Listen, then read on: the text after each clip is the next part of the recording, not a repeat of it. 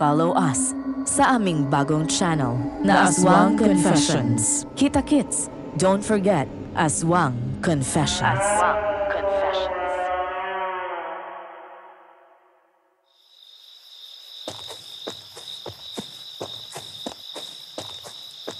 Bilisan na natin, anak. Masyado na tayong ginabi. Mag-alas 9 na yata eh. Kakainis talaga doon. Ang tagal natin naghintay tapos wala tayong napala. Mamimigay ko nun ng abono pero may pinapaboran naman. Dapat nga di na pinapayagan yung ibang mga andun eh. Pumipila para sa libreng abono. Kahit malaki naman ang mga lupa't kinikita. Kainis. Nakakainis isipin. Pero ganun talaga sa bansa natin eh. Tayong mga may hirap ang lalong naghihirap. Paano na ngayon yan, Tay? Kulang pa naman ang abono na meron tayo. Wala tayong magagawa. Kailangan nating umutang uli. Eh kung magtrabaho na lang kaya ako sa syudad, Tay. Nasa hustong gulang naman na ako eh. Pwede na ako mamasukan kahit tindera sa mga mall. Hindi kita pipigilan kung talagang gusto mo yan, Flora. Pero ayoko namang gawin mo yan para lang buhayin ako. Malakas pa naman ako eh. Gawin mo kung sa palagay mo ay ikaayos yan ang buhay mo. Oh, ano yun? Kambing? Tunog na sasaktan, Tay. Baka kambing ni Namang Lando yun. Doon, Tay. Doon galing yung tunog. Silipin siguro natin. Mamaya, ano na yan? Sige. Mukhang malapit na. Pero, anong amoy yun? Napakabaho. Parang bulok na karne. Ewan ko lang, anak. Ayun, Tay. Banda ron. Hindi. Totoo ba itong nakikita natin? Anong klaseng nilalang yan? Ha? Anong ginagawa niya sa anino ng kambing? Sigbin. Siguradong sigbin yan. Hinihigip niya ang dugo ng kambing sa pamamagitan ng anino. Umalis na tayo, anak. Baka makita pa tayo niyan. Tay, nakita niya na tayo. Lagot na. Halika na, Flora. Takbo!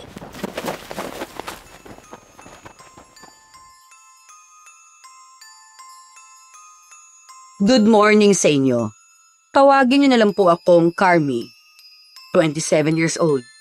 Isang kasambahay dito sa Dipolog. Itong ibabahagi ko po ay kwento ng mga amo ko na sina Madam Flora at Sir Chito. Hindi po nila mga tunay na pangalan. Kakaiba po kasi ang kanilang love story. Lalo yung tungkol sa kung paano sila nagkakilala at nagkatuluyan. Ang among lalaki ko raw po kasi ay dating aswang. At hindi biro ang kanilang pinagdaanan nung araw ng kanilang kasal. Kaya naman, naisip kong ipadala ang kanilang kwento. Siyempre, sa kanila na rin pahintulot. Dito, sa kwentong Takip Silim. Nagsimula po ang kwento noong dekada 90. Nangyari ito sa isang liblib na bahagi ng Zamboanga del Sur. Isa po yung pamayanan na pagsasaka ang pangunahing kabuhayan ng mga tao. Bagamat mahirap ang karamihan, payapa naman ang kanilang pamumuhay. Subalit, ang kapayapaang yun ay nabasag ng may isang sigbin na nanggambala sa kanilang lugar. At ang panggagambala ng sigbin ay simula pa lamang pala ng tuluyang pagbabago ng buhay ng dalagang si Flora.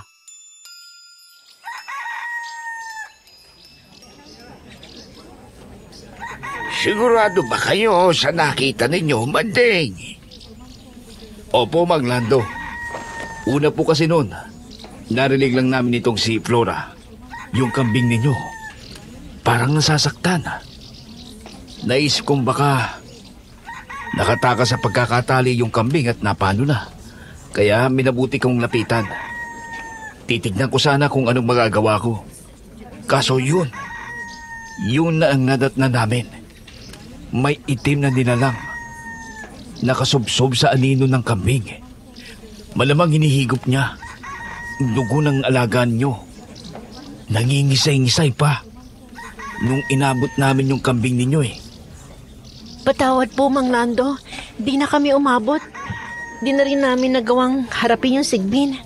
Tumakbo na kami kasi baka kami pang saktan. Huwag kayong mag-alala. Hindi ko naman kayo masisisi. Tama lang ang ginawa ninyong tumakbo kayo agad. Mabuti nga at hindi kayo hinabol. Hindi natin alam kung hanggang saan ang kayang gawin ng isang yon. Medyo nangihinayang nga lamang ako sa sinapit ng kambing ko. Ay ibibenta ko na dapat yun bukas. Hayaan niyo po, Mang Lando. Tutugisin natin yung sigbin na yan. Hindi ito ang unang pamamaslang yan eh. Siguro nga, puro mga alagang hayop ang nabibiktima. Pero hindi na natin dapat hintayin na may masaktan pang tao yan. Kailangan na niyang mahanap at masugpo. Nako, ikaw? Tutulong sa pagtugis? Umaalingasaw nga yung amoy ng tuba sa bunganga mo eh. Baka kapag nakaharap mo yung halimaw na yon, bigla ka na lamang maihi at kumari pa sa takot. Malamang ganun nga mangyari, Tay. Huwag naman kayong ganyan, Mang Manding. Magtiwala naman kayo sa magiging manugang ninyo balang araw. Manugang? At sino naman sa mga anak ko ang papatol sa isang inutil na gaya mo? Ha, Ruben? Oo nga. Malabong patulang ka ni Ate Lorena at imposible rin ako. Kahit pumuti, pumula, bumerde, o ano pang maging kulay ng uwak, hindi ako papatol sa isang taong walang direksyon ng buhay. Sige lang. Pagsalitaan nyo lang ako ng ganyan ngayon. Pero balang araw, mapapasakin ka rin, Flora. Sigurado yan. Hinira na nga yata ng tuba ang utak ng taong yun. Wala na nga yung dinulot na maganda dito sa baryo natin. Sakit sa ulo. Ikaw, Manding, ingatan mo talaga itong mga anak mo. Pareho pa namang babae, mga iyan.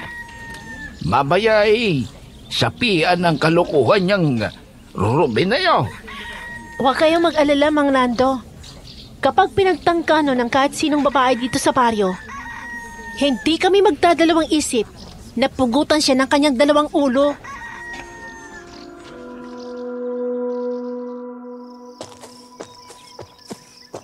Sinabi niya talaga yon? Kapal naman ang mukha ng mokong na yon. Sarap nga pong sabunutan kanina, ate.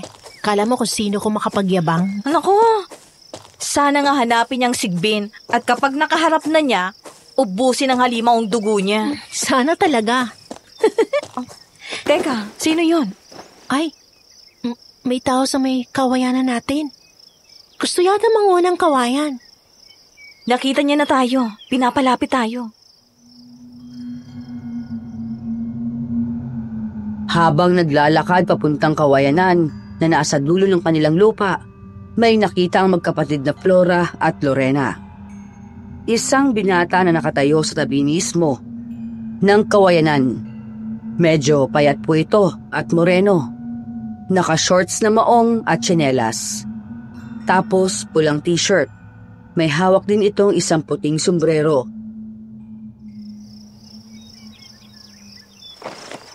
Magandang umaga po sa inyo.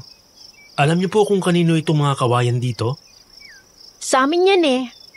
Bale, nasa likod tayo ngayon ng maliit naming gulayan. Manghihi ka ba ng kawayan? Oo, sana eh. Siguro mga 5 nito. Kahit bayaran ko na lang. Sige, kuha ka lang. Tsaka, di na namin tatanggihan ng bayad. Kailangan namin pambili ng abono eh. Aanin mo nga pala yung kawayan. Ha?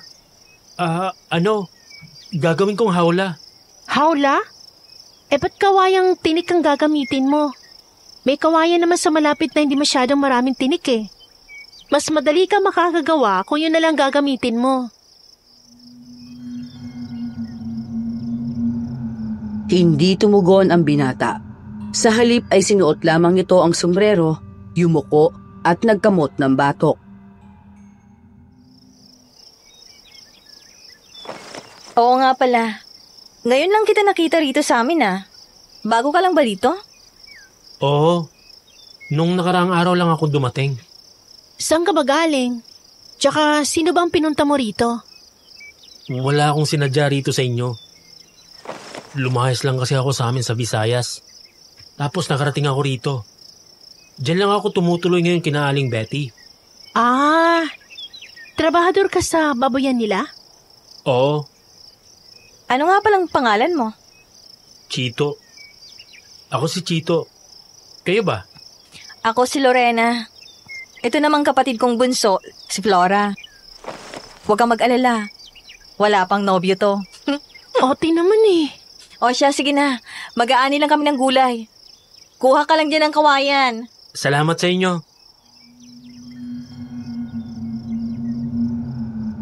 Habang nag-aani ng mga gulay, ay tanaw lang nila ang binatang si Chito. Nakatuon lang ang pansin nito sa pagputol ng mga kawayang kailangan niya. Mukha naman itong mabuting tao, pero mahiyain.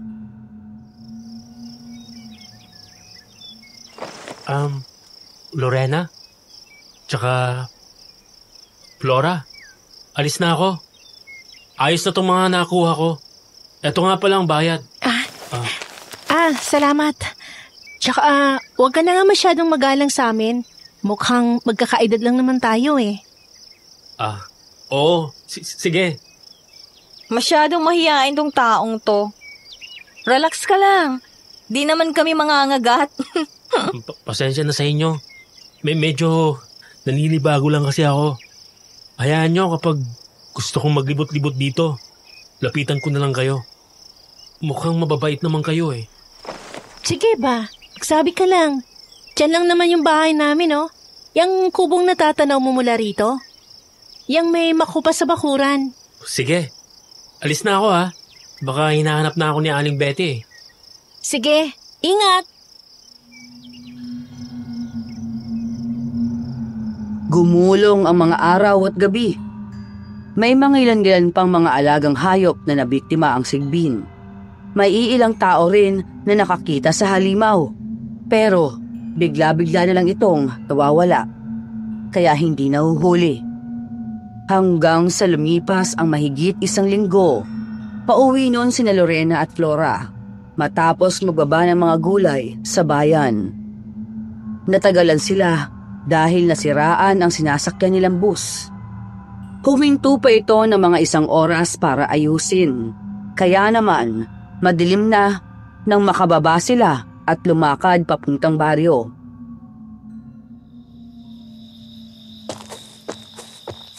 Kakainis. Ba't ba nasiraan pa yung bus na yun? Ginabi na tuloy tayo. Yun na nga eh. Di naman tayo makalipat ng sasakyan kasi sayang ng pamasahe. Delikado pa naman ang gabi dito sa atin ngayon. Bilisan na natin, ate. Kinakabahan na ako eh. Flora, tigil! Ha?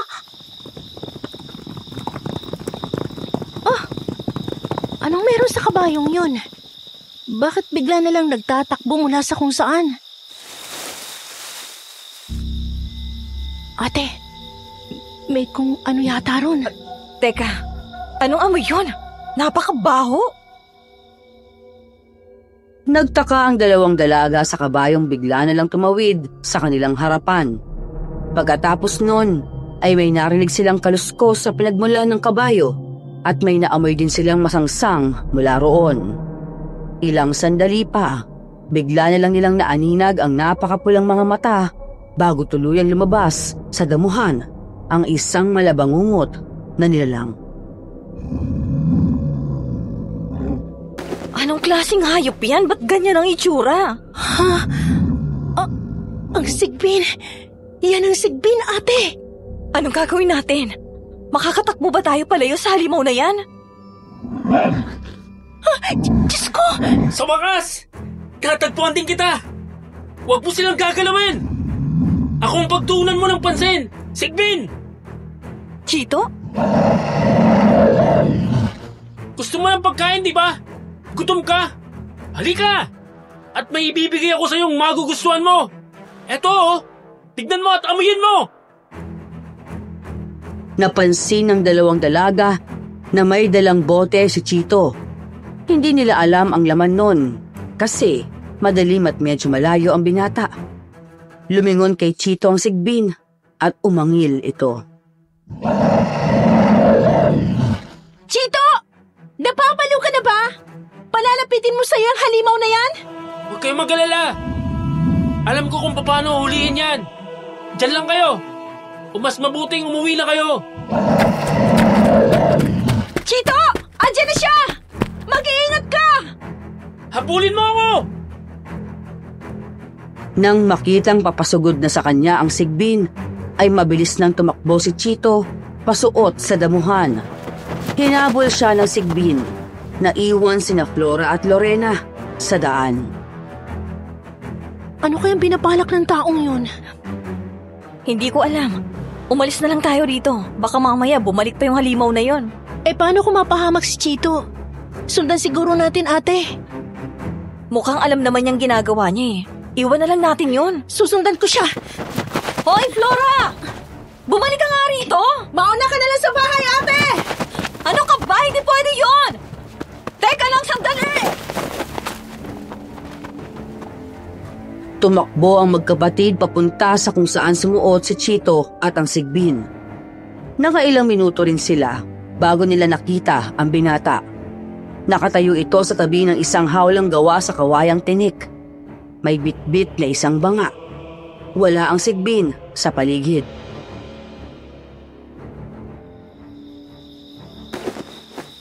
Di ba sinabi kong umalis na kayo? Naisip ko kasing baka kailangan mo ng tulong. Ano nangyari dito? Nasaan ang sigbin? Nahuli ko na. Hindi na yung makakapanggulo dito sa inyo. Nahuli mo? Paano mo nagawa yun? Nakakatakot na halimaw yun eh. Mukhang napakalakas pa't agresibo. Kaya nga, nasa matinding panganib kayo kanina. Siguradong aatakihin kayo noon. Nakalayo yung kabayo na bibiktimahin niya dapat eh. Tapos kaya ang nakita niya. Kung hindi handa ang isang tao, wala talaga siyang laban sa isang sigbin. Ibig sabihin, may alam ka kung paano hulihin yon? Ganun na nga. Oh, nahihiya ka na naman eh. Pero ay salamat ha. Kundi dahil sa'yo baka napano na kami ni ate. Nako, wala yon. Masaya akong makatulong. Ganito na lang. Bukas sa bahay ka mag-almusal. Kahit konti man lang, masuklian ka namin. Hindi na kailangan yon. Ayos lang nagawa kong tungkulin ko. Hindi kami papayag na tatanggi ka. Pumunta ka bukas sa bahay. Aasahan ka namin. Sige. Ay, oo nga pala. Hatid ko na kayo. Lumalalim ng gabi eh. Lumakad ang tatlo palabas ng damuhan. Pagkatapos ay tinahak na nila ang daan papunta sa bahay nina Flora at Lorena.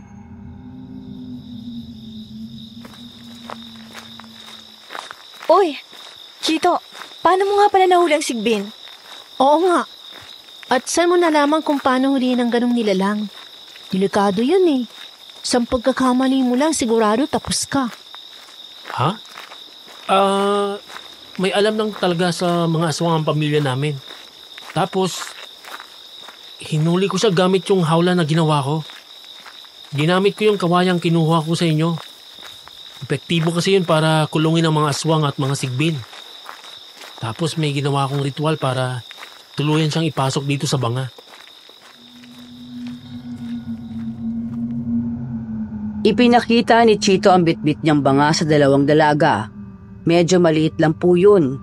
Siguro, mas malapad lang ng kaunti sa isang palad. Tapos, nasa 4 na pulgada lang ang taas. Ang takip ay naiikot para hindi basta-basta nabubuksan. Kulay itim po iyon at may nakaukit na kung anong mga simbolo. Halatang maganda ang pagkakagawa. Nandiyan ang sigbin? Paano naman yung nagkasya dyan eh? Mas malaki pa sa aso yun. Nilalang ng aninong mga sigbin. Gamit ang ritual, pwede silang ibalik sa kanilang anyong anino at ipasok sa banga. Saan mo dadalhin ngayon yan? Hindi mo naman pwedeng basta na lang yan ilagay sa kung saan. Nakakatakot.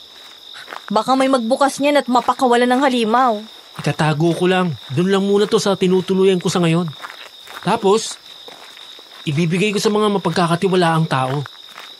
O nga pala, may pakiusap lang sana ako sa inyong dalawa. Pakiusap? Ano yun? Wala sana makakaalam sa ginawa ko. Sekreto lang natin to, ha? Maaasahan mo kami, Chito. Di ba, Flora? Oo, pangako. Wala kami pagsasabihan. Maraming salamat sa inyo kung ganun. Teka, si Ruben yun ah. Kakainis. Ba't ba kailangan pa nating makasalubong yung siraulong yan? Aba! Tingnan mo nga naman ang pagkakataon. Talagang nakasalubong ko pang aking irog at ang kanyang magandang ate. Ano bang kailangan mo, Ruben? Lubayan mo na nga kami. Uwi na kami. Kailangan ko? Siyempre ikaw.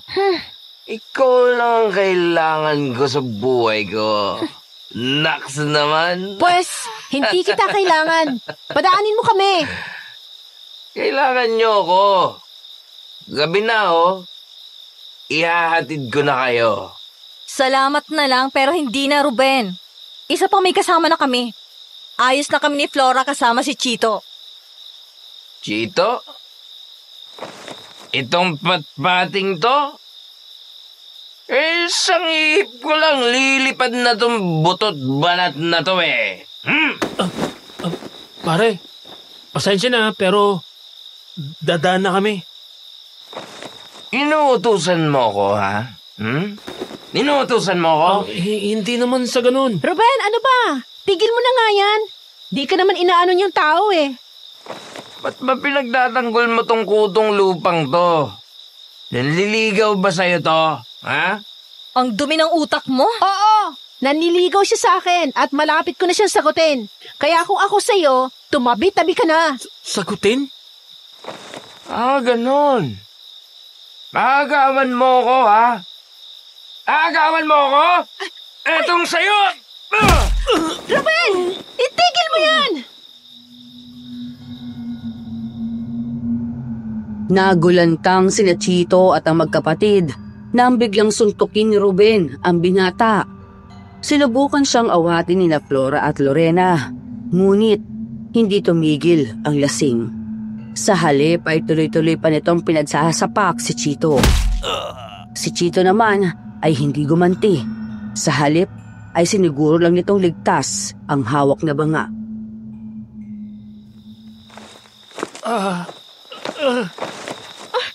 Ano? Ha? Magtatanda ka na, ha? Magtatanda ka na! Ayaw mo talagang tumigil ha? Hetong sa'yo! Aray ko! Ba't ka ba nangahampas ng bato, ha, Flora? Chito, halika na. Lumayo tayo sa demonyong yan. Dahil rinding-rindi na ako sa iyong tao ka. Tigilan mo na ako. Layuan mo na ako. Nakakainis ka na. Ayaw mo ba kasi akong pabigyan Kung papayag ka na maging kasintahan ko, di wala lang problema, tanga! Ang kapal na mukha mo. Kung ayaw mo talaga akong pagbigyan, kukunin na lang kita ng sapilitan! Subukan mo at tatagpasin ko yung ulo mong punyeta ka. Tatay Manding. Wag mo kong matawag-tawag na tatay. Hindi kita anak, kaya umalis ka na. Ay, o siya, alis na ako. Umiinit ang mga ulo nyo Sa susunod na lang ulit, mahal ko. Huwag ka na makalapit-lapit uli sa mga anak ko. Flora, Tay, alalahin natin si Chito. Inakay ni Tatay Manding ang binata papunta sa kanilang bahay. Doon ay agad siyang inasikaso ng magkapatid. Kapwa nag-aalala dahil sa pagkakabugbog ni Chito.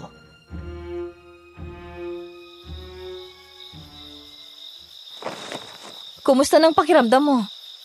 Huwag na akong alalahanin. Ayos na ako. Salamat. Pasensya ka na talaga, ha, Chito. Nadamay ka patuloy sa problema namin sa taong yon. Huwag kayong humingi ng tawad sa akin. Hindi naman kayo nanakit sa akin eh. Wala kayong kasalanan. Siguro nga, hindi kami nanakit sa'yo, pero dahil pa rin sa amin, kaya ka kinagalitan ng baliw na yun. Ano ba kasing nangyari? Ba't nga ba kayo natagalan sa Baguy? Nasiraan po kasi yung sinasakyan naming bus, Tay. Matagal na ayos, kaya kami ginabi. Nung naglalakad na kami, nakasalubong naman namin tong si Chito. Nagmagandang loob lang naman siya na ihatid kami pa uwi. Kasi nga delikado ng panahon ngayon. Tapos ayun, nakasalubong namin si Ruben sa daan. Tito ang pangalan mo, hindi ba? Bago ka nang dito sa baryo namin. Sinasabi ko sa iyo, Totoy, kailangan mo mag-ingat sa lokong yon na si Ruben. Malala pa sa sigbin yun. Napakatagal na naming problema yun dito sa baryo. Hindi naman namin mahuli-huli. Kasi, anak ng maperang magsasaka. Pero kung ako lang, matagal na dapat binura ang pagbumuka ng hayop na yun eh. Lalo pat, ang anak ko ang nakukursunadahan nun. Tay, huwag nga kayo masyadong maras magsalita. Mamaya niyan, matakot sa si Chito eh. Totoo naman eh. Tsaka ba't naman siya matatakot sa akin? Bakit? May ginawa ba siyang hindi maganda sa inyo? Tatay naman eh. Biro na. Huwag ka mag-alala, Totoy. Mukhang mabait ka namang tao eh.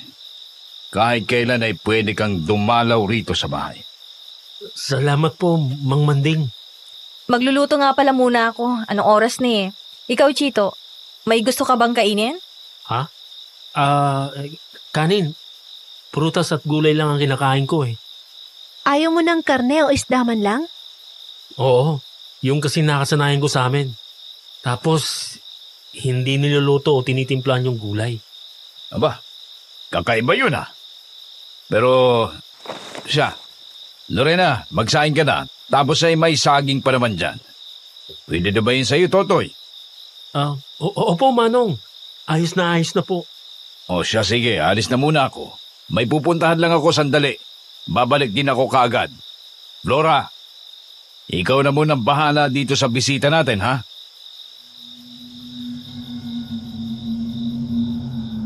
Nagsaing si Lorena at umalis si Tatay Manding. Kaya naman, si Flora na lamang ang naiwang kasama ni Chito.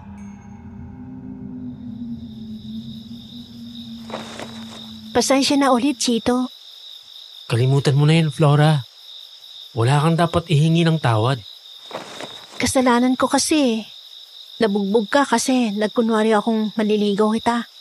Kala ko naman kasi, lulubayan na ako ni Ruben kapag nalaman niyang may magiging kasintahan na ako. Pasensya na ulit. Naiintindihan ko, Flora. Huwag mo na yung alalahanin. Matanong nga pala kita. Ba't hindi ka pumalag kay Ruben kanina? Tingin ko naman, kayang-kaya mong patulugin yun eh. Sigbin nga, kaya mong talunin si Ruben pa ba? Una, mas inisip ko ang banga. Hindi kasi ito pwedeng mabasag. Lalo at kakahuli ko pa lang sa sigbin. Ikalawa, alam mo kasi, Flora, ayoko talaga ng gulo. Ayoko makapanakit ng kahit na sinong tao. Ba't ka ngumingiti? Ang bait mo pala talaga, no, Chito? Hindi naman siguro. Pasyal tayo bukas, gusto mo? Ha? Saan naman? Kahit saan. Maraming pwedeng galaan dito sa amin. Pero, pinaka-paborito ko ron banda sa may sapa. May bahagi kasi yun na hindi ganong pinupuntahan ng mga tao. Ano? Pwede ka bukas?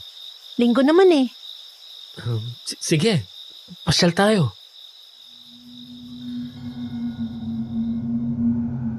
Nang sumunod na araw ay gumala nga sina Chito at Flora.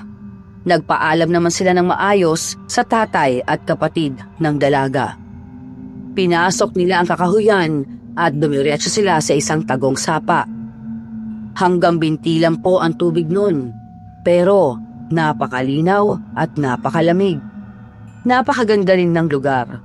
lalo at doon sila sa bandang hindi masyadong pinupuntahan ng ibang mga tao. Ang ganda pala talaga rito, no? Preskong paligid. Oo. Kaya gustong-gusto namin ni ate dito.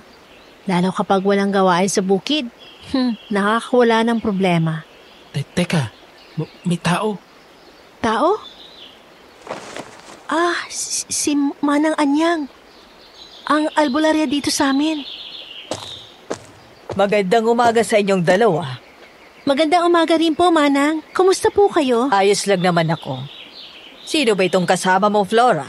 Hindi ko pa siya nakikita sa baryo. Siya po si Chito. Kakalipat lang niya sa baryo. Trabaho po siya ngayon ni Aling Betty. Chito Bakab? Opo, Manang. Ako po si Chito. Malamig sa tabi ng sapa. Pero nang sandaling yon ay nakaramdam ng dagdag na kakaibang labig si Flora. Kakaiba po kasi ang titig ng albularya kay Chito. Hindi naman po yun matalas, pero tipo ng tingin na parang inuusisa ang kaluluwa ng binata. Hindi nga po nakapagpigil si Chito. Napayoko ito at napakiskis ng palad. Hindi ko matukoy kung anong eksakto. Pero may nararamdaman akong kakaiba sa iyo. May itinatago ka mula sa mga tao. Wala naman po, Manang. Ano po bang ibig niyo sabihin, Manang Anyang? Hindi ko pa masasabi kung ano talaga. Hindi ko pa matukoy kung masama ba o hindi. Pero wag kang mag-alala, iyo. Hindi naman ako basta-basta nang husga ng walang batayan. Sana nga lang, ay wala ka namang masamang pakay dito sa payapa naming baryo. Hindi sumagot si Chito. Nanatili lang itong nakayuko. Si Flora naman ay kinakabahan na sinasabi ng matanda. Subalit, bigla niyang naisip na baka ang tinutukoy nito ay ang kaalaman ni Chito tungkol sa mga aswang at sigbin.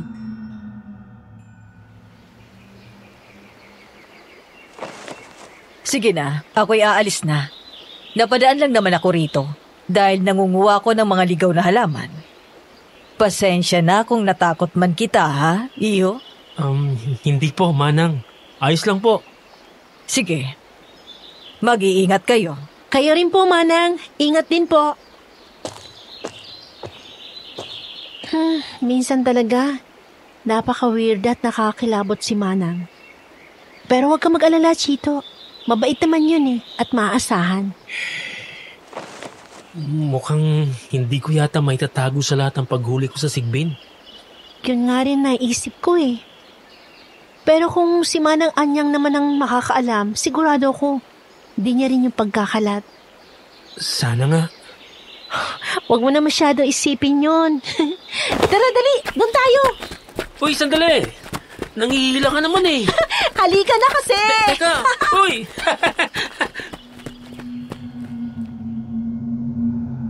Naging masaya ang araw na yon para sa dalawa. Sa mga sumunod na araw at buwan din, ay lalo pa silang naging malapit sa isa't isa. Lumipas pa ang mahigit 1 taon, tuluyan na nga pong naging sila. Kasabay nun ay humupa na rin ang takot ng mga tao tungkol sa sigbin. Hindi na kasi ito ulit nakapambiktima pa. Ang hindi nila alam, may paparating pa palang mas malalang delubyo sa baryo. Chito! Chito! Si Flora? Ba't siya nandito? Teka, sandali, mahal! Andiyan na! May problema ba, Flora? Ba't namumutla ka yata? Chito, may natagpo ang patay na baka. Ang sabi ng mga tao, aswang daw ang pumatay. Ano? Aswang? Oo, wakwak kasi ang tiyan at nawawala yung ibang lamang loob. Hindi. Hindi maganda to.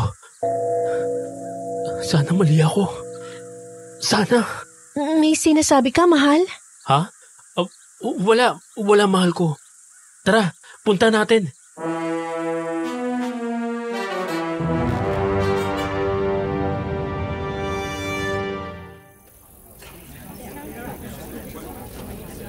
Ako, sino kayang may gawa niya, no? Kawawa naman yung Sino kaya may gawa nito? Wala pang makapagsabi kung sino talaga. Halata namang hindi taong may gawa niyan eh. Naniniwala ang marami na aswang ang dumali sa baka. Kahit si Manang Anyang, yun din ang sinasabi. Kahit naman ako ate, yun din ang palagay. Pero ang gumugulo sa isip ko, sino ang aswang na gumawa niyan? Sinasabi ko na nga bang lulutang ka rin, Chito? Hindi. Bakit andito kayo? Sino siya, mahal? Siyang tatay ko. Ano? Nagulantang si Flora sa sinabi ng lalaking yun. May katandaan na ito, bagamat matipuno pa rin ang pangangatawan. Ang pumukaw sa pansin ng dalaga ay ang halatang yayamaning pananamit at tindig dito.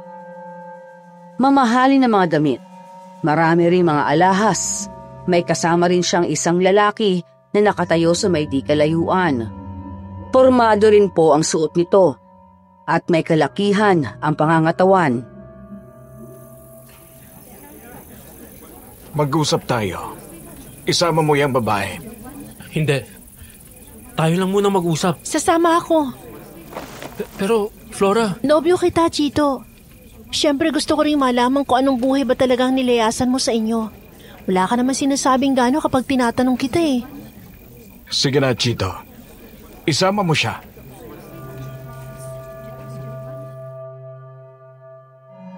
Walang nagawa si Chito kundi ang pumayag. Pumunta sila sa tinutuluyang kubo ng binata, malapit sa babuyan. Nakabuntot sa kanilang tatlo ang kasamang lalaki ng tatay ni Chito. Nalaman ni Flora na tauhan pala iyon ng angkan ng kanyang nobyo.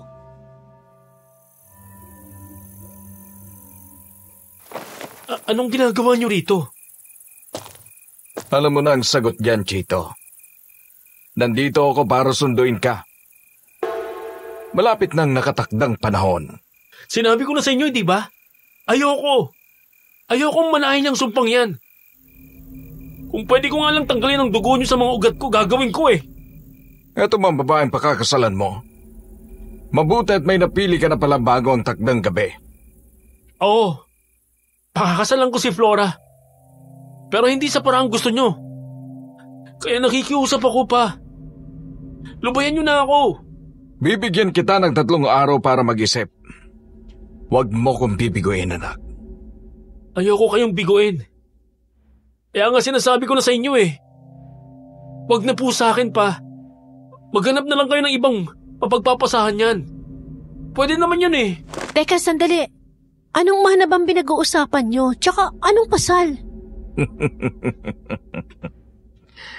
Kung ganon, ay wala ka palang alam, Ining. Alam mo, Chito, kung ako sa'yo, sabihin mo na sa kanya ang lahat. Sabihin mo na sa kanya ang totoo. Magiging masalimuot ang susunod na gabi. Mas mabuti nang handa siya sa mga mangyayari. Huwag mong idadamay si Flora. Gilalab mo ko, Chito. Madadamay ang madadamay. Hayop ka. Sandaling na estatwa si Flora sa kinatatayuan. Bigla na lang kasi niyang nakitang pumula ang mga mata ni Chito. Pero napakabilis lang po nun. Agad din niyang bumalik sa dati. Kaya naisip ng dalaga na baka guni-guni lang niya ang nakita.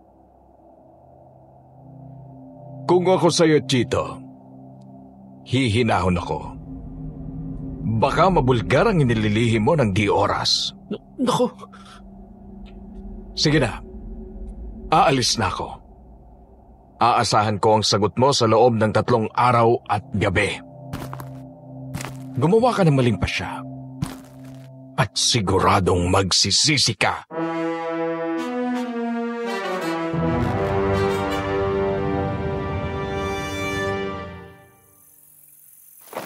Chito, ano ba kasing tinutukoy niyo ng papa mo?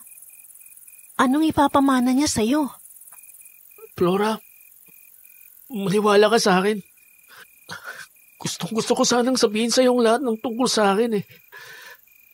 Matagal na. Pero hindi ko alam kung paano. Mahal ko, alam kong posibleng pangit na nakaraan yan. Pero may tiwala ako sa'yo. Tiwala ako hindi ka masamang tao. Tiwala akong hindi ako nagkamaling piliin ka. Kaya sana, pagkatiwalaan mo rin ako Kung ano man yan, sabihin mo sa akin. Makikinig ako. Sasabihin ko sa'yo, mahal, na mag-iipon lang ako ng dagdag lakas ng loob. Hindi kasi talagang madaling sabihin ng lahat. Alam kong mahihirapan kang tanggapin to. Basta, sabihin mo lang kapag handa ka na. Sana lang, hindi pa huli ang lahat sa oras na yon. Mukhang nagmamadali ang tatay mo eh. Sa ngayon, Flora, iwan mo na lang muna ako. Huwag mong mamasamain. Gusto ko lang ng panahon para makapag-isip. Magtiwala ka sa akin. Kunting panahon lang, mahal. Kung makakatulong yan sa'yo at sa atin, sige. Basta mangako ka. Hindi ka mawawala sa akin. Pangako, mahal ko. Hindi ako mawawala sa'yo. Mabagal na gumulong ang buong araw habang nagtatanim ng gulay sa bukid ay hindi mawala sa isip ni Flora ang nangyari. Sumapit na lamang ang gabi, magulo pa rin ang isip ng dalaga.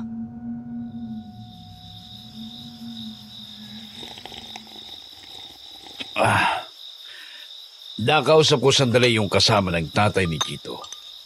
Nalaman kong napakayaman pala ng kanilang angkan. Ang tatay pala ni Chito ay si Sir Castor. May-ari ng iba't ibang mga negosyo sa Visayas at kahit dito sa Mindanao. Kung ganun kayaman si Chito, bakit lumaya siya sa kanila? Hindi ko rin talaga alam, ate. Wala naman sinasabi sa akin si Chito eh. Pero sa narinig ko kanina sa usapan nila, mukhang may ayaw siyang manahin. Di kaya may illegal na negosyo yung Castor? Sa pagkakakilala nga natin kay Chito mabuti naman siyang tao. Malabong gustuhin niya ang mga ganong bagay. Ayoko na lang muna isipin yan, tay. Hihintayin ko na lang si Chito na magsabi.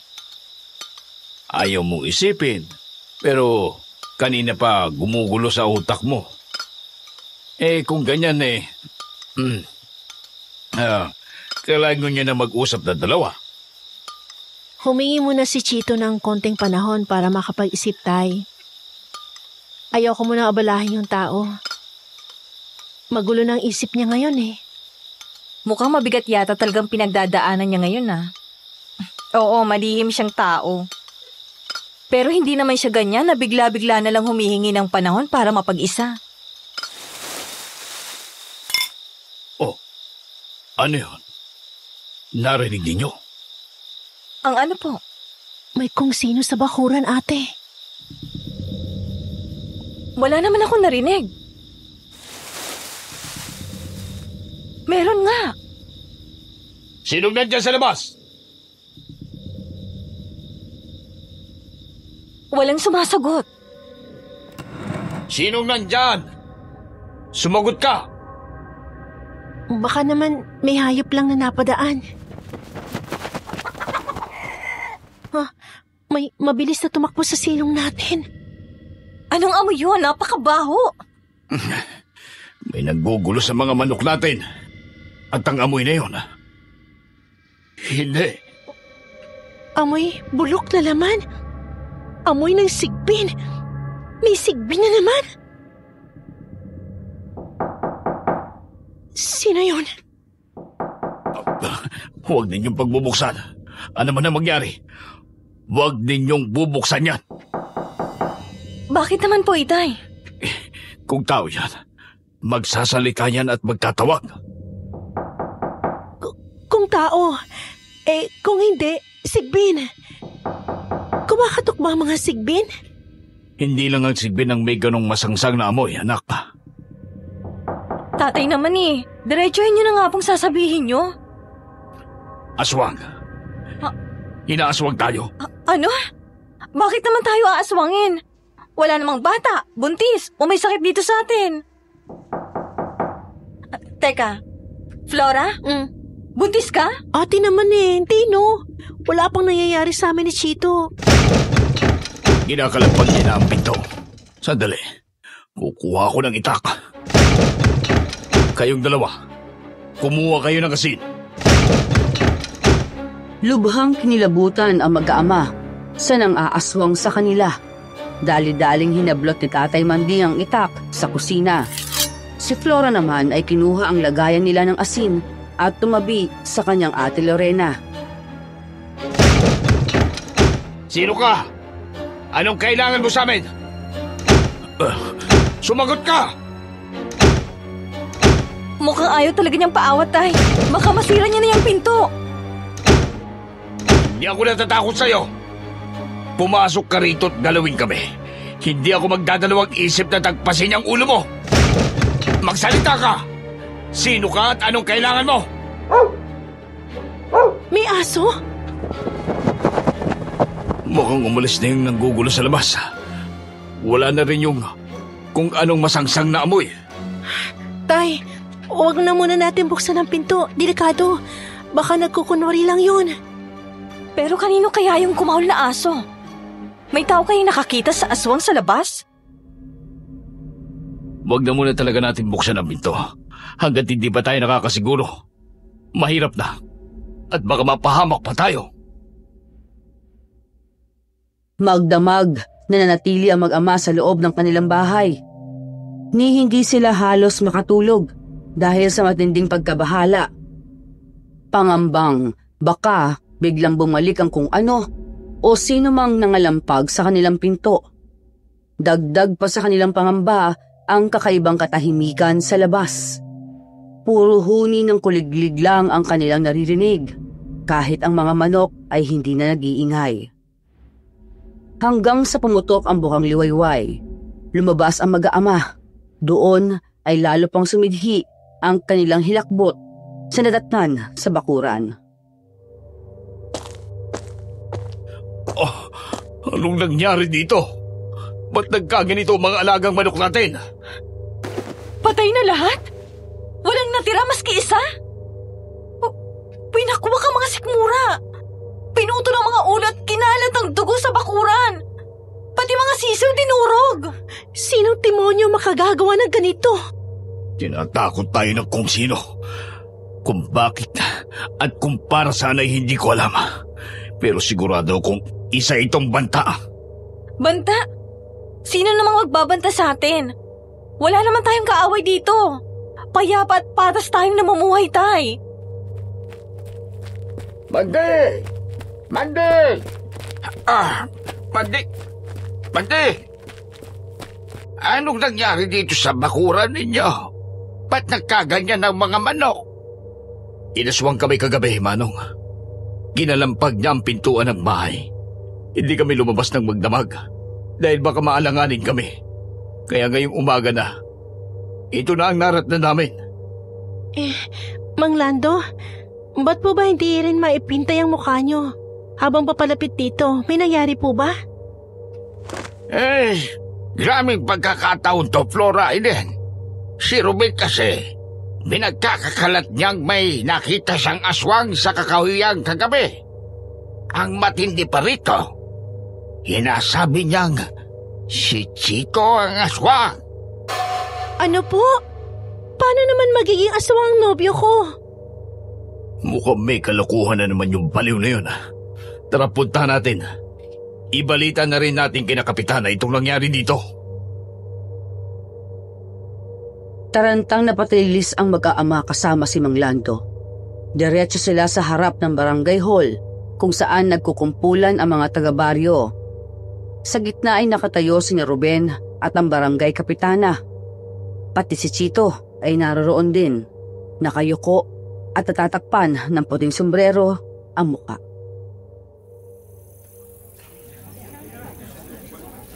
Sayang yung mga manok ninyo. Maraming yung mga manok ah. Hay, Grabe. nagpapalamak na naman to. Anong kalokohan ba to, Ruben? Ano bang sinasabi mong aswang si Chito? Totoong sinasabi ko, Flora. Kitang-kita ko talaga sa kakahuyan kagabi. May itim na aso. Nagkaharap sila ng isang halimaw na hindi ko mailarawan ng itsura. Umalis yung halimaw at naiwan yung aso. Tapos laking gulat ko nang magbago ng anyo yung aso. Naging si Chito! Nasisiraan ka na ba? Mahigit 1 taon na si Chito dito sa atin. Wala naman nangyari masama sa mga panahong yun ah. Nitong kailan na lang may natagpo ang mga patay na hayop dito sa baryo. Flora, humidahong ka muna. Maging kami man ng mga kabaryo natin ay hindi naniniwala dito kay Ruben. Walang kredibilidad ang taong ito eh. Tapos isang napakabait at tahimik na tao pang tinuturo niyang aswang. Yun nga lang, may iilang pa rin gustong patunayang mali nga ang sinasabi ni Ruben. Gusto lang naming mapanatag ang baryo. Ano bang binabalak mo, Kapitana? Paano mo namang mapapatunayang aswang o hindi si Chito? Pagkakainin natin siya ng dinurog na bawang at asin. Ganun lang kasimple. Sigurado namang hindi siya masasaktan. Hindi naman siya aswang eh. Sandaling natigilan si Flora sa naisip.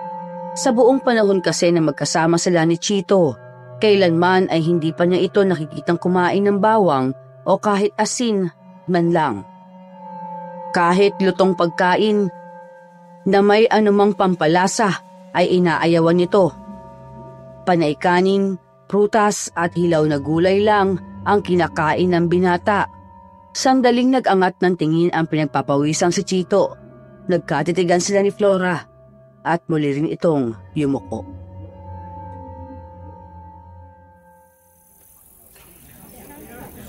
Sige na, Chito. Para matapos na ang kahibangan nitong Ruben na to, kainin mo na tong asin at bawang. Sige po, Kapitana. Eto na po. Teka, sandali lang. Manang Anyang? May mas mabisang paraan para kumpirmahin kung aswang ba o hindi itong si Chito. Heto, kunin mo ito. Ano yan? Manang Anyang? Isang espesyal na langis. Isang patak lang yan. Siguradong mabibisto ang isang aswang. Agad lalantad ang kanyang tunay na anyo. Kaya malalaman natin kung totoo bang aswang ang binatang ito o hindi. Nung sandaling yon ay hindi nakalagpas kay Flora ang makahulugang tinginan nila Manang Anyang at ni Chito. Nag-uusap ng palihim ang kanilang mga mata. Bago pa man mamalaya ni Flora, ay binuksan na pala ng binata ang botelya ng langis at uminom siya mula roon.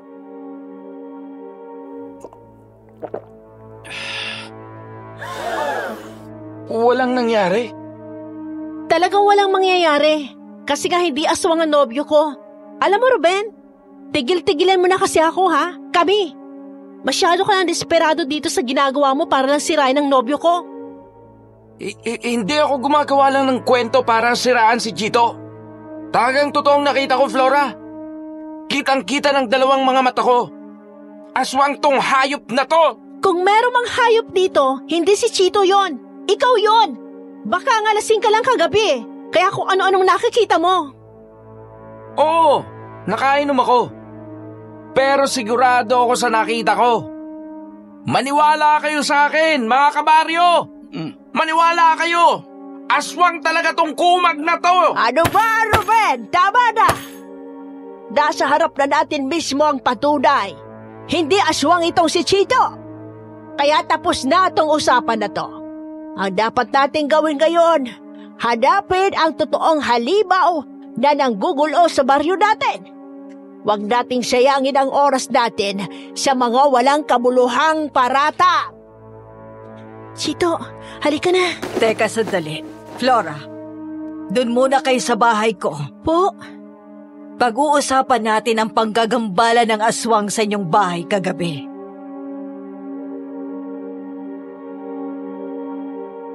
Matapos ang gulong sinimula ni Ruben, ay sumama sina Chito at ang mag-aama sa bahay ng albularya. Naroroon yon sa kakahuyan, malapit sa Tagong Sapa.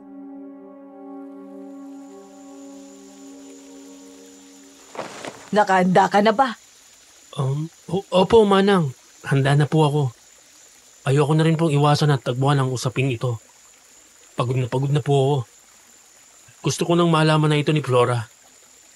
Pati na ni na Tatay Manding at Ate Lorena. Chito, ano ba sinasabi mo? May kinalaman ba to sa papa mo? Oo, mahal. May kinalaman to sa kanya. Sa pinagmulan kong angkan. At sa buong nakaraan ko. Ang totoo kasi, pagkatapos natin mag-usap kahapon, dito ako dumiretso kay Manang Anyang. Siya lang kasi ang alam kong mahihingan ko ng tulong. Ano ba kasing meron dito kay Chito, Manang? Uda, gusto kong sabihin sa inyong hindi masamang nilalang si Chito. Hindi siyang pumatay sa mga hayop. Hindi rin siyang nanggulo sa inyo kagabi. Teka po, sinasabi niyo po bang... Totoong isang aswang si Chito. Seryoso ba kayo dyan, Manang? Paano po mangyayari yun? Di ba nga? Uminom siya ng langis kanina? Simpleng mantika ng baboy lang yon na kinulayan ko ng katas ng alugbati. Dali-dali kong ginawa para isalba si Chito sa mga kabaryo natin. Pero, paano... Bakit? Ay, hindi. Chito, magpaliwanag ka nga. Biro lang ba to? Totoo ito, Flora. Isa akong aswang. Galing ako sa angkan ng mga aswang. Kaya ako lumayas sa amin kasi ayoko na sa ganitong buhay. Ayokong manahin ng itim na bato galing kay Papa. Ayokong manatiling isang aswang. Kung ganon... Bakit hindi mo kagad sinabi sa amin, Chito? Mapagkakatiwalaan mo naman kami. Anak na ang turing ko sa iyo. Natatakot ako, Tay. Natatakot ako. Natatakot akong mamatay. Natatakot akong mawala sa akin si Flora. Nagpatuloy sa pag-iyak si Chito. Maging si Flora ay napaiyak na rin. Hinayaan na muna ni Manang Anyang at Tatay Manding na ilabas ng dalawa ang kanilang mga luha sa loob ng ilang minuto hanggang sa mahimasmasan na sila. Noon ay nagsimula ng magkwento si Chito ng mas maayos.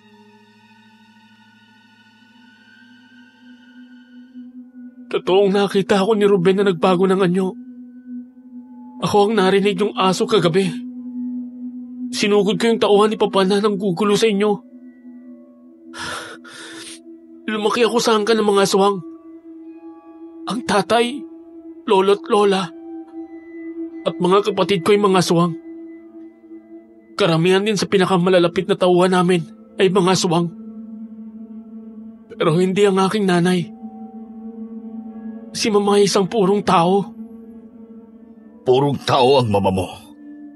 Kung ganon, bakit niya pinakasalan ng papa mo? Napusuan ni Papa si Mama. Ang problema, isang napakasahol na nilalang ng papa ko. Kaya naman tay, pinilit niya si Mama. Tinakot niya na papatayin niya ang mga magulang at kapatid nito kapag hindi siya pumayag sa kasal. Bakit naman isang taong pinili ng papa mo? Nahihirapan kasi makabuo ng supling ang dalawang aswang na mag-asawa, ate. Mas garantisadong magkakaanak si Papa kung isang taong mapapangasawa niya. At yun din ang nabanggit niyang kasal natin, tama? Oo, Flora. Ang gusto ni Papa, sa bisperas ng kasal ko, ay ipapasa niyang itim na bato sa akin. Bagay na ayokong mangyari. Hindi ko nga lang inaasang matutuntun niya ako rito sa sulok ng Mindanao. Nailagay ko patuloy kayo sa matinding panganib. Ikaw, ang pamilya mo at ang buong baryo.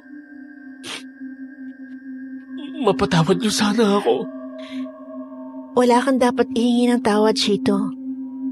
Di mo naman kasalanan na ipanganak ka sa ganong sitwasyon eh. Ang mahalaga, hindi mo tinanggap ang kapalaran bilang aswang. Tama si Flora, Totoy. Ang mahalaga doon, mabuti ka bilang isang tao. Ano nang nangyari sa mama mo ngayon? Ang totoo, ate. Dahil sa kanya, kaya naging buong pa siya kong lumayas.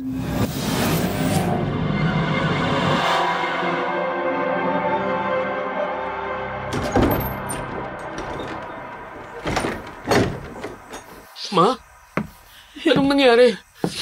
Ba't kayo umiiyak? Ang lolo't lola mo, pati na mga tiyuhin mo, wala na sila. Ano po? Ano pong nangyari? Kailan? Kailan lang? Kanina ko lang nalaman.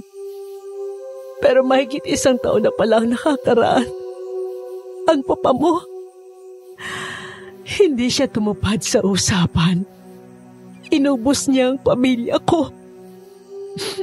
Ginawa niyang handa sa salo-salo ng kasumpa-sumpa nilang angkan. Napakademonyo ng ama mo, Chito. Hayop! Walang puso! Ginalit ako ng tatay mo eh. Ayaw daw niya maging ganap na aswang itong apo niya. Sino ba siya para pangunahan ako? Hayop ka! Tiniis ko maraming dekada sa impyernong bahay na to para lang mailigtas ang pamilya ko.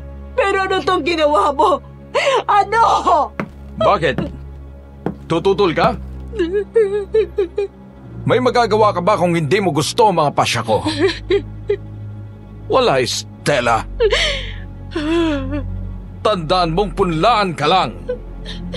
Ang papel mo dito, bigyan ako ng anak kapag gusto ko. Yun lang. Wala kang bilang sa mga desisyon ko. Sumusobra ka na!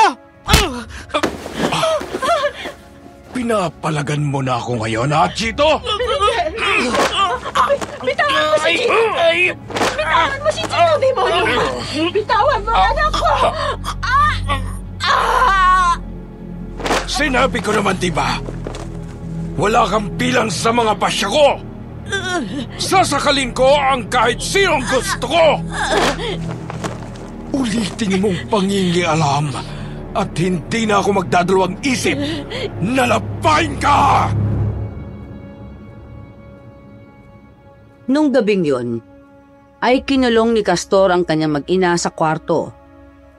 Ang gusto niya ay magtanda ang mga ito at wag na siyang suwayin. Subalit, nagawang sirain ni Chito ang bintana. Pinili nilang mag-ina ang tumakas na sa buhay nilang malabangungot.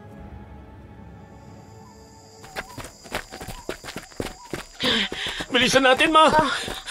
Baka mahabol nila tayo. Pagod na ako, anak. Bumibigay na mga binti ko. Huwag mong sabihin yan, Ma. Kailangan nating magpakatatag. Kailangan nating lumayo rito. Anak, gusto ko mangako ka sa akin. Ano man ang mangyari sa akin, hindi ka na babalik sa bahay na yon. Tumakas ka, lumayo ka rito. Mamuhay ka bilang isang tao. Mama, huwag kang kayong magsalita ng ganyan. Tatakas tayo. Magkasama tayong lalayo. Bakit? Sa tingin ninyo makakalayo kayo? Hindi! Lagot na.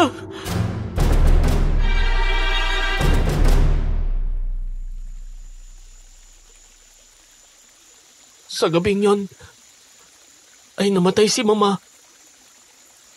Inubos siya ng papa ko sa harap ko mismo. Noon din ipinangako ko sa sarili kong hindi ko tatahakin ang landas ng pagiging aswang. Kaya ginawa kong lahat. Makatakas lang sa impyernong lugar na yun.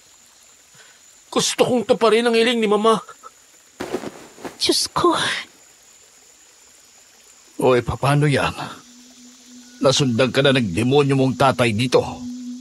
Ano gagawin natin para lubayan ka niya? May tutulong ba kami? Isa lang po ang alam kong paraan, Tay Manding. Kailangan kong mawala ng halaga para sa kanya. Kailangan hindi na ako maging karapat-dapat para magmana ng itim na bato. Paano naman mangyayari yon? Hindi ko po ipipilit kung ayaw nyo, ha.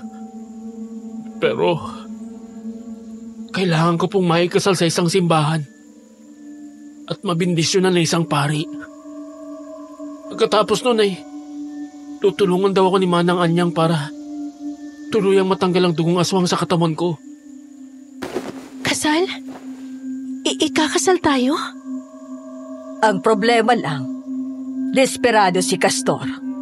Kaya kung papayag ka man, Flora, kailangan ninyong maikasal sa lalong madaling panahon. Kahit wag muna nating isipin ang mga legal na proseso, ang unahin muna natin ay ang mabindisyonan kayo. Pero, yun nga. Hindi naman kita pipilitin, Flora. Pwede ba mag-usap muna tayo ng tayong dalawa lang? Doon tayo sa may sapa. Sige. Lumabas ang dalawa ng kubo at pumunta nga sa may sapa. Pinaghaharian ng pangamba ang kanilang mga mata. Gayunpaman ay sinisikap ni Flora na maging maayos ang lahat.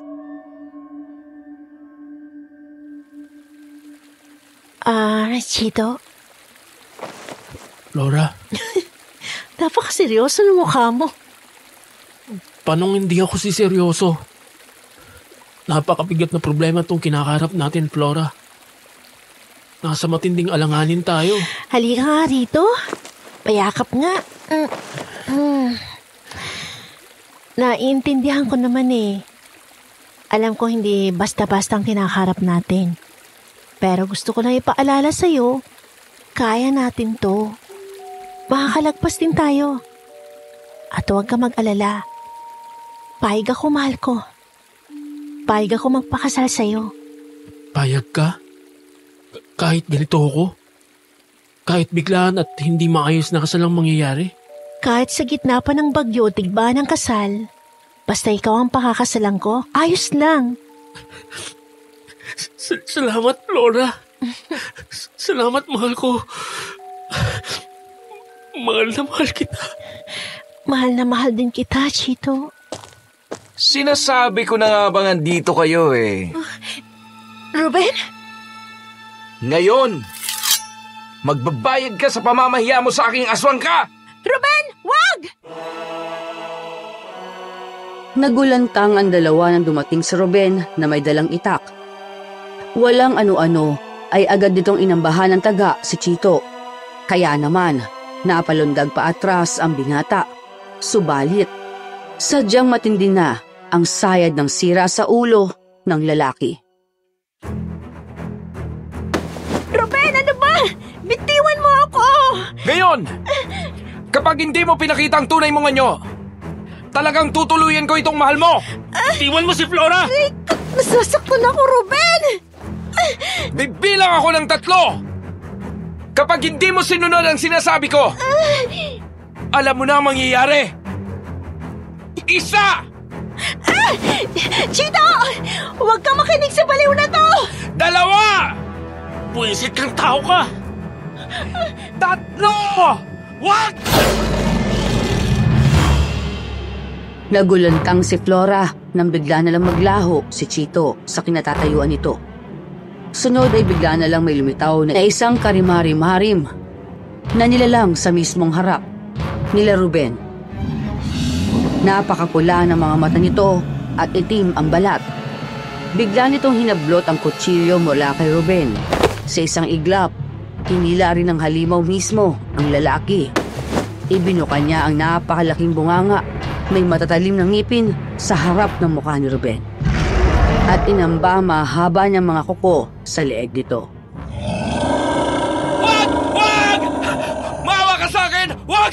Huwag! Huwag! Huwag! Huwag! Chito, ikaw ba talaga yan? Saktan mo ulit si Flora at hindi na kita patatawarin. Oo! Oo! Chito?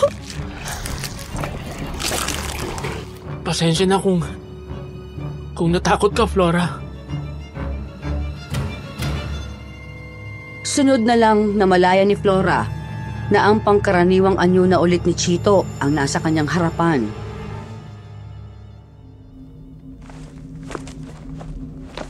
Ayoko na sanang gawin yun. Ano ka ba? Ayos lang yun. Dapat lang sa kanya yun. Wala namang maniniwala sa kanya kapag pinagkalat siyang aswang ka eh. Sapa, hindi siya dapat natin problemahin ngayon.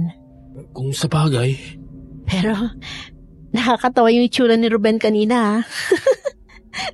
Namutla na parang papel. Naihi pa nga yata sa pantalon yun eh. Pinipilit ako eh. Noong araw ring yon, mabilis na kumilos sina Flora at Chito. Sa tulong na rin ng pamilya ng dalaga. Humanap sila ng simbahan at pari na papayag sa planong biglaang kasal. Mga alas 5 ng hapon na nang dumating si Tatay Manding sa kanilang kubo, kung saan naghihintay ang iba.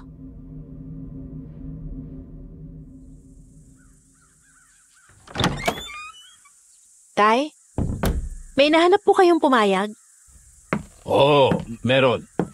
Pumunta raw tayo ron. Maghihintay na yung pare. Teka, Chito, ba't dala mo yung malit na banga ng sigbin? Sigurado akong kakailanganin natin siya. Seryoso ka ba niyan, Totoy? Opo. Mamaya ko na ipapaliwanag, Tay. Tara na po. Agad nang lumakad sina Flora, Chito, Lorena at Tatay Manding. Palubog na po ang araw nun, kaya halata ni Flora ang kaba sa mukha ng nobyo. Kaba na nagkaroon din ng kabuluhan noong malapit na sila sa simbahan.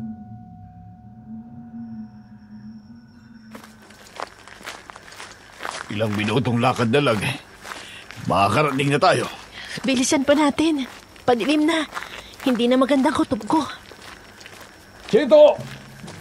Kaya na sila. Tumakbo na kayo. Huwag niyo na pahirapan pa ang mga sarili ninyo.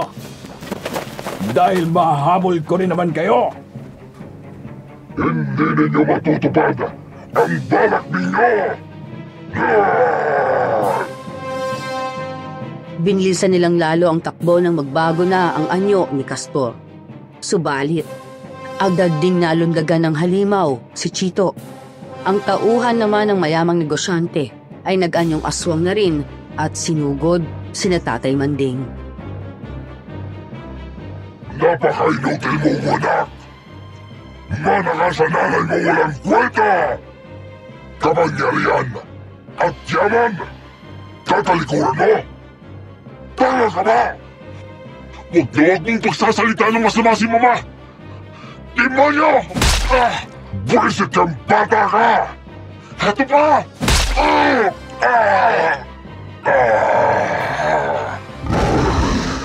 Flora! Hindi! Nakalmot at nasapak ni Chito ang kanyang ama. Subalit, nang lingunin niya sina Flora, ay papasugod na ron ang alipores ng kanyang ama. Huwag naman pong sasaktan sila, Flora! Wala ka na magagawa, Chito. Kasalanan mo to. Kasalanan mo kung bakit may mapapahamak na ibang tao. Hindi! Sigbin! Tinatawagan kita! Lumabas ka! Ano? Hinagis si Chito ang banga sa isang bato. Nang mabasag ito, ay bigla na lang lumabas mula roon ang isang anino na walang eksaktong hugis noong una. Subalit, bigla na lang naging ang sigbin ng makalapit na sa tauhan ni Castor. Walang ano-ano ay mabilis niyang sinakmal ang nasabing aswang.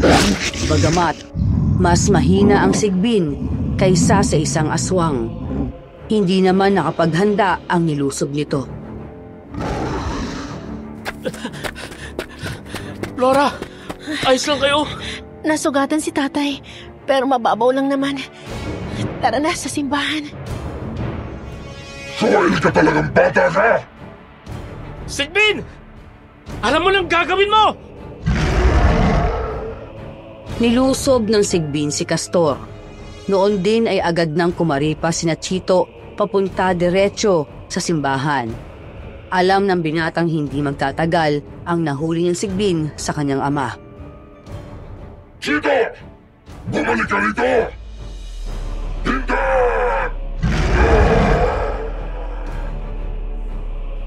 Mabuti na lang at nagawa naman nilang makaabot sa bukana ng simbahan. Nasaksihan ng pari ang nangyari malapit lang sa simbahan. Kaya naman agad niyang silang sinalubong at pinapasok. Ikinandado rin niya ang pinto at mga bintana mula sa loob.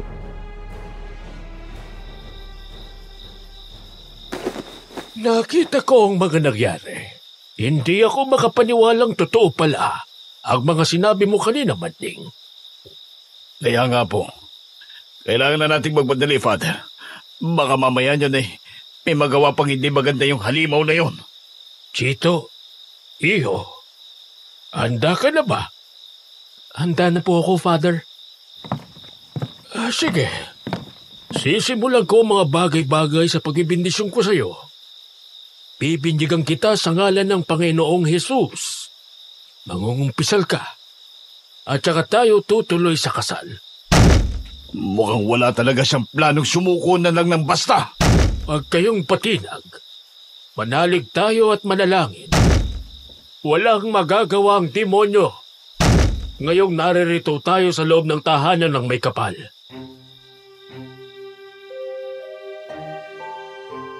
Sinimulan nga po ng pari ang pagbibinyag kay Chito. Sunod ay ang kumpisal bago tumuloy sa mismong kasal. Habang nagpapatuloy ang seremonya, ay walang tigil ang pangangalampag ni Castor sa mga bintana at pinto.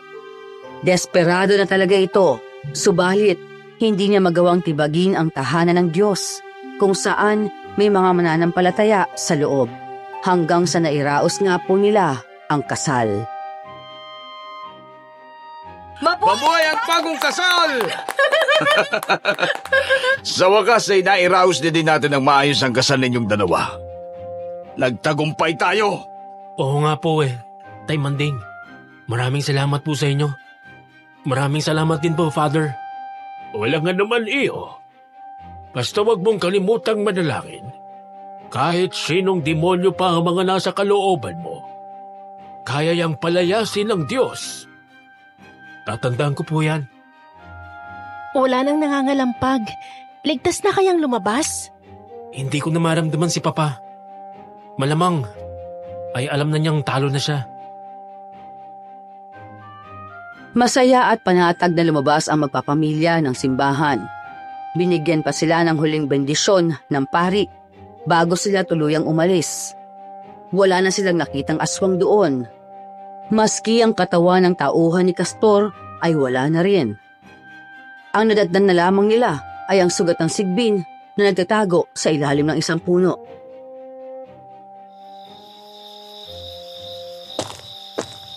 Huwag kang mag-alala. Ibibili kita ng bago at mas magandang banga. Busog ka rin sa sariwang karne at gata ng niyog mamaya. Ayos? Seryoso ka bang ginawa mong alaga yung Sigbin? Mas madali para sa isang aswang na mag-alaga ng Sigbin. Mabuti na rin to para hindi na siya magpagala-gala at makapaminsala. Kapag napaamo na kasi ang isang Sigbin, mananatili niyang tapat sa'yo hanggat pinapakain mo ng maayos. Mabuti talaga at natapos na rin ang problema.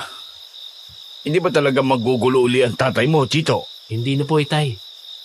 Maghahanap na ulit ng ibang mapapangasawa at mapupunlaan yon. Kaya lang naman desperado yun na maibalik ako dahil hindi madali ang proseso para magkaroon ng bagong tagapagmana. Ibig sabihin po kasi nun, babalik siya ulit sa umpisa at maghihintay naman ng maraming taon. Pero, pasensya na talaga. At ganitong naging kasal natin, mahal ko. Ayos lang yun. Buti nga yun eh. Kakaibang kasal ko. Di pang karaniwan. Oo nga naman. O siya, tara na. Mag-ihaw tayo ng manok pag-uwi. Imbatahan na din natin si Manang Anyang.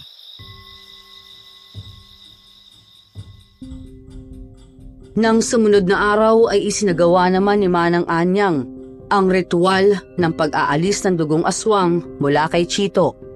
Yun nga lang ay hindi ito nagtagumpay.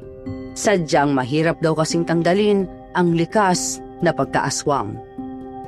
Ang nagawa lang ng albularya ay patulugin ito. Kailangan lang hindi makatikim ng dugo ng tao, si Chito, upang hindi magising ang kanyang pagkaaswang. Simula po noon ay naging mapayapa at masaya ang pamumuhay ng kanilang pamilya. Naging payapa rin po ang baryo. Kahit ang problema nila kay Ruben ay nalutas na rin. Tuluyan po kasi itong nasiraan ng bait. Matapos sindakin ni Chito. Hindi na ito nakakapagsalita at naging sobrang magugulatin. Hanggang isang araw, natagpuan na lang itong patay sa sariling kwarto. Nagsikap naman ang dalawa ng husto hanggang sa makapagtayo na nga ng iilang mga negosyo. Yun nga lang po, mas minabuti nilang huwag nang mag-anak. Gustong masiguro ni Sir Chito na walang magmamana ng tulog na dugong aswang mula sa kanya. Sa halip ay nag-ampon na lamang sila ng 2 mga supling. Iyon po ang kwento ng mga amo ko. Alam kong totoo yun. Dahil buong pamilya mismo ni Ma'am Flora ang nagsasabing totoo yun. Bukod pa, nasa kanilang bahay hanggang sa ngayon ang banga ng sigbin. Ako mismo ang naatasang mag-iwan ng karne at gata ng niyog sa kwartong kinalalagyan nito. Hindi ko pa nakikita mismo ang sigbin, pero tuwing bumabalik ako ron ay simot na ang mga lalagyang iniiwan ko. Hanggang dito na lang po itong kwento ko. Sana po ay nagustuhan ninyo. At sana rin, kinapulutan natin ito ng mahalagang aral. Anong dilim pa man ang iyong buhay, hindi pa huli ang lahat upang tahakin mo ang matuwid na landas.